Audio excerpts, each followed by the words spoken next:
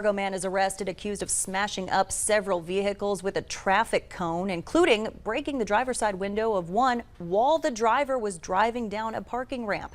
This happened just after 1:30 a.m. Saturday. Gunnar Cowing has been charged with criminal mischief. He told police he doesn't know any of the people involved, but was upset because of a, quote, certain subsect of the Asian community.